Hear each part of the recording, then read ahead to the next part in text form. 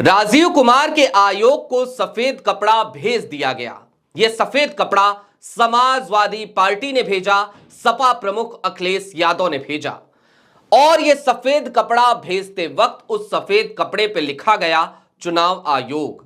सपा प्रमुख ने इसकी तस्वीर भी ट्वीट करके शेयर करी। दूसरी तरफ वाराणसी में दरअसल पिंडदान किया गया चुनाव आयोग का, बकायदा विधि विधान के साथ। कुल मिलाकर समाजवादी पार्टी ने मोर्चा खोल दिया राजीव कुमार के आयोग के खिलाफ और राजीव कुमार के खिलाफ। लेकिन दूसरी तरफ कांग्रेस, जी हां, कांग्रेस ने भी एक प्रेस कॉन्फ्रेंस कर दी और इस प्रेस कॉन्फ्रेंस में संजय राउत भी शामिल हुए। शिवसेना उद्धव गुट के नेता संजय राउत और साथ ही साथ एनसीपी शरद पवार गुट की सुप्रिया सूले भी इस प्रेस कॉन्फ्रेंस में शामिल हुई और तीनों ने महाराष्ट्र चुनाव में हुई धांधलियों पर खुलकर बात करी।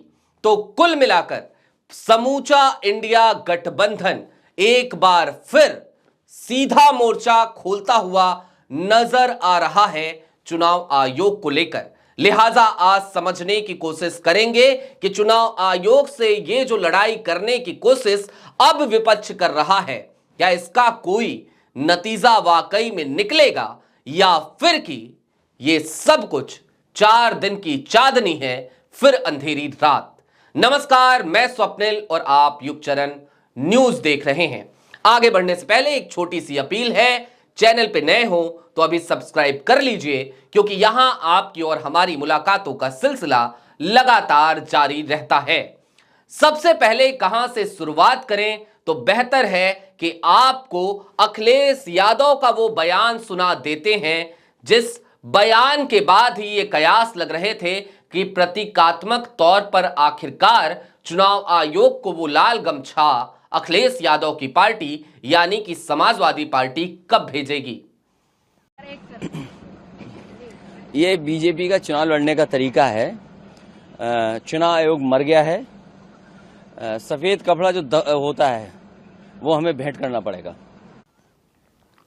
जी हां, देखा आपने, यही बयान दिया था अखिलेश यादव ने मिल्कीपुर के उपचुनाव के बाद।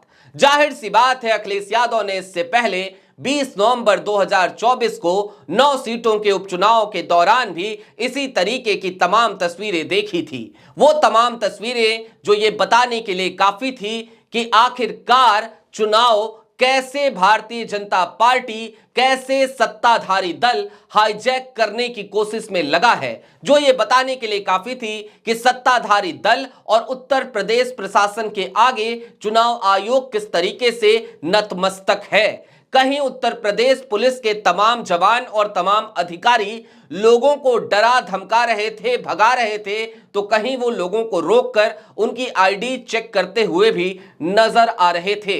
ये सब कुछ हुआ था 20 नवंबर 2024 की तारीख को। निश्चित तौर पर वो एक काला दिन था। और फिर मिल्कीपुर का उपचुनाव भी आया, 5 फरवरी की तारीख भी आई और 5 फरवरी की तारीख में तो गजब ही हो गया। कोई व्यक्ति आए, कैमरे के सामने अवतरित हुए तो सीधे तौर पर स्टाफ की तारीफ करने लगे, कहने लगे कि मैंने खुद ही 6 वोट डाला है, लिहाजा स्टाफ बहुत बढ़िया है। जब पत्रकार ने उनसे पूछा कि आखिरकार आपने किसको वोट किया, तो उन्होंने और भी गर्व के साथ कहा कि मैंने भारतीय जनता पार्टी को वोट किया है क्योंकि मैं हिंदू हूं। यानी कि हिंदू हैं अगर तो आपको भारतीय जनता पार्टी को ही वोट देना चाहिए। इस तरीके की मानसिकता से ग्रसित चाचा जी ने बड़ी बेशर्मी के साथ अपने उस गुनाह को कबूला था ऑन कैमरा, जो गुनाह एक तरीके से लोकतंत्र की हत्या करने जैसा है। लेकिन मामला यहीं पे समाप्त हो जाता तो क्या बात थी, आगे तो और भी ना जाने कैसी कैसी वीडियोस सामने आई। कहीं पर कोई महिला ये बताती हुई नजर आई कि जबरन उसका मतदान भारतीय जनता पार्टी के पक्ष में करा दिया गया, उसके हाथ को पकड़कर ईवीएम का बटन, कमल के फूल वाला बटन दबा दिया गया। तो कई जगहों पर ऐसी भी तस्वीरें आई जहां जब लोग मतदान केंद्र पर पहुंचे तो पता चला कि उनका नाम ही वोटर लिस्ट से गायब कर दिया गया है। और ये सब कुछ चल ही रहा था कि उसी बीच में अखिलेश यादव लगातार कुछ ऑडियो रिकॉर्डिंग शेयर करने लगे। उन ऑडियो रिकॉर्डिंग्स को अखिलेश यादव ने स्टिंग ऑपरेशन की संज्ञा दी और उन ऑडियो रिकॉर्डिंग्स में सीधे तौर पर यह सुनाई देता था कि लखनऊ के भारतीय जनता पार्टी के कार्यालय से कोई पीठासीन अधिकारियों को फोन कर रहा है और सबसे रिपोर्ट ले रहा है। सबसे पूछा जा रहा है कि आपने टारगेट पूरा किया या नहीं किया, और उधर से तमाम पीठासीन अधिकारी ये बताते हुए नजर आए कि टारगेट अचीव कर लिया गया है। और उसके बाद लखनऊ कार्यालय से बात करने वाला व्यक्ति उन सभी को धन्यवाद कहता और यह भी कहता कि महाराज जी की साख की बात है। हम उस कथित ऑडियो क्लिप्स की कोई पुष्टि नहीं करते, लेकिन अखिलेश यादव ने बड़े बड़े आरोप चुनाव आयोग पर मिल्कीपुर के उपचुनाव के दरमियान लगाए थे। और उसके ठीक बाद, ठीक अगले दिन अखिलेश यादव ने चुनाव आयोग को मरा हुआ कह दिया था और यह भी कहा था कि मैं अब चुनाव आयोग को सफेद कपड़ा भेजूंगा। अखिलेश यादव ने वो सफेद कपड़ा बाकायदा भेज भी दिया। इसके ठीक बाद वाराणसी से भी एक तस्वीर आई, आपको वो तस्वीर भी दिखा देते हैं। जी हां, यही वाली तस्वीर।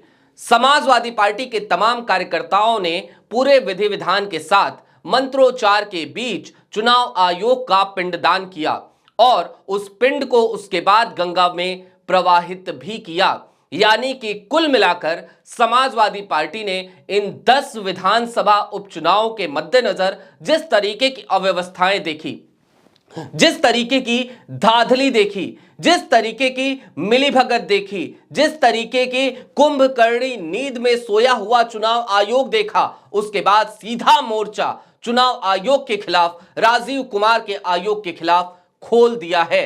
दूसरी तरफ दिल्ली में भी एक प्रेस कॉन्फ्रेंस हुई। इस प्रेस कॉन्फ्रेंस को कांग्रेस के नेता और leader of opposition Rahul Gandhi ने संबोधित किया। उनके साथ ही नजर आए संजय राउत, शिवसेना उद्धव ठाकरे गुट के, और सुप्रिया सूले यानी कि एनसीपी शरद पवार गुट। और इन तीनों ने ही महाराष्ट्र चुनाव में किस तरीके की धांधली हुई उसका जिक्र किया। बताया कि कैसे 5 महीने के भीतर ही 7 लाख से ज्यादा वोटर ऐड कर लिए गए। यह भी बताया कि हम बार बार चुनाव आयोग से यह अपील कर रहे हैं, यह गुजारिश कर रहे हैं कि वो उन तमाम मतदाताओं की सूची हमें दे दे। हम खुद को आश्वस्त करना चाहते हैं, लेकिन चुनाव आयोग हमारी सुन नहीं रहा है। हालांकि इस बात में कोई नई ताजी बात तो नहीं है कि चुनाव आयोग विपक्ष की सुन नहीं रहा है। हरियाणा के चुनाव के बाद भी चुनाव आयोग ने कहां सुना था। महाराष्ट्र के चुनाव के बाद भी लेटर्स तो लिखे गए थे, लेकिन चुनाव आयोग ने कहां सुना था। और आज की प्रेस कॉन्फ्रेंस के बाद भी चुनाव आयोग का वही रटा रटाया जवाब आ गया है कि हम लिखित में जवाब देंगे। यानी कि कुल मिलाकर विपक्ष के तमाम नेता, खास तौर पे वो नेता जो बड़े प्यार से लव लेटर चुनाव आयोग को भेजते हैं, उनको यह मान लेना चाहिए कि चुनाव आयोग अब आपकी नहीं सुनता और आपके लेटर्स को भी नहीं पढ़ता। किसी रूठे हुए आशिक की तरह आपके लेटर्स को उठाता है और डस्टबिन में डाल देता है और उसके बाद एक लंबी गहरी सांस लेता है, संभवतः एक पावर नैप लेता हो। और वो पावर नैप लेने के बाद जब अपनी कुंभकर्णी नींद से आयोग जागता है तो उसे याद आता है कि आपने उसके ऊपर जो आरोप लगाए थे उनका जवाब भी देना है। और फिर वो जवाब टाइप किया जाता है, और चाहे जवाब जितने भी पन्नों का हो, वो 100 पन्नों का हो या 1600 पन्नों का, जवाब का पूरा जो निष्कर्ष होता है वो यही होता है कि चुप रहो, शांत बैठो, तुम बकवास कर रहे हो। साथ ही साथ गिना दिए जाते हैं न्यायपालिका के वो तमाम टिप्पणियां और कह दिया जाता है कि विपक्ष का काम है बकवास करना। कुल मिलाकर राजीव कुमार किसी शायर की तरह यही कहते नजर आते हैं, कुछ तो लोग कहेंगे, लोगों का काम है कहना। लेकिन अब सिर्फ कहने से क्या काम चल जाएगा, या फिर कि अखिलेश यादव की पार्टी जिस तरीके से प्रतीकात्मक लड़ाई लड़ना शुरू कर चुकी है, जिस तरीके से हर जिले से अब सफेद कपड़ा चुनाव आयोग को भेजा जा रहा है, जिस तरीके से महज 10 सीटों के उपचुनाव में हुई धांधलियों के बाद समाजवादी पार्टी खुलकर मोर्चा खोले बैठी है, अब उस तरीके से कुछ करना पड़ेगा। सड़कों पर इस विपक्ष को उतरना पड़ेगा और अपनी बात जनता तक पहुंचानी पड़ेगी।